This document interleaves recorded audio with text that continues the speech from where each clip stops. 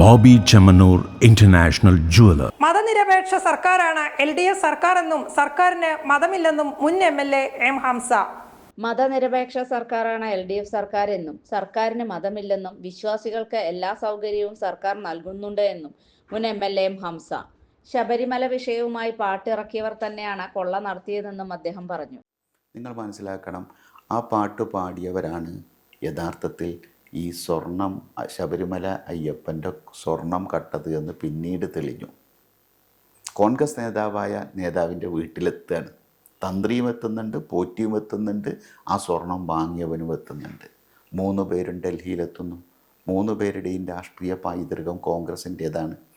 യഥാർത്ഥത്തിൽ കോൺഗ്രസിൻ്റെ പൈതൃകം ഉപയോഗിച്ച് അത് CPMൻ്റെ തലയിൽ കെട്ടിവെക്കാനും CPMനെതിരായി ഒരു ആരോപണം ഉന്നയിക്കാനുമാണ് കോൺഗ്രസ് ശ്രമിച്ചത്. ആ ശ്രമത്തെ ഇപ്പോൾ പരാജയപ്പെടുത്താൻ കഴിഞ്ഞു. സത്യം ജനങ്ങളുടെ മുമ്പിൽ അറിയിക്കാൻ കഴിഞ്ഞു.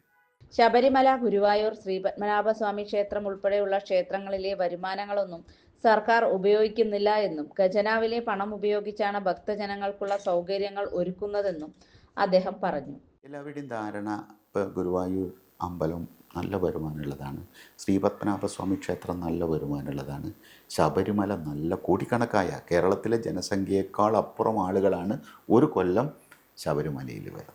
ഇതൊക്കെ നമ്മുടെ സ്വത്താണ്, ഈ രാജ്യത്ത് സ്റ്റേറ്റിൻ്റെ സ്വത്താണ്, രാഷ്ട്രത്തിൻ്റെ സ്വത്താണ്. തീർച്ചയായും ഇതിൻ്റെ വരുമാനങ്ങളൊന്നും സംസ്ഥാന ഗവൺമെൻറ് ഉപയോഗിക്കുന്നില്ല.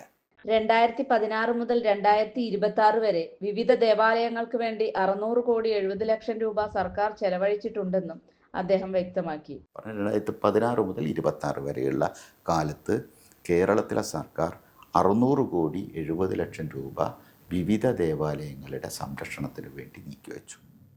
സർക്കാർ ഫണ്ടാണ് സർക്കാർ ദേവാലയങ്ങൾക്കായി ഉപയോഗിച്ചിട്ടുള്ളതെന്നും അങ്ങനെ കേരളത്തിലെ ഇതെല്ലാം സർക്കാർ ഫണ്ടാണ്, ദേവാലയങ്ങളുടെ ഫണ്ടല്ല. ദേവാലയങ്ങളുടെ ഫണ്ട് ഉപയോഗിക്കേണ്ട ദേവാലയങ്ങളാണ്. ദേവാലയങ്ങളുടെ ഫണ്ട് ഉപയോഗിക്കേണ്ടത് ദേവാലയ സമിതികളാണെന്നും ഇത് വിശ്വാസികൾ അറിയുന്നില്ല എന്നും M ഹംസ പറഞ്ഞു.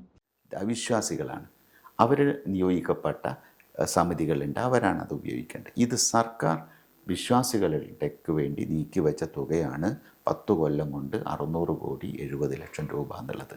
ഇത് പാവം വിശ്വാസികൾ അറിയുന്നില്ല.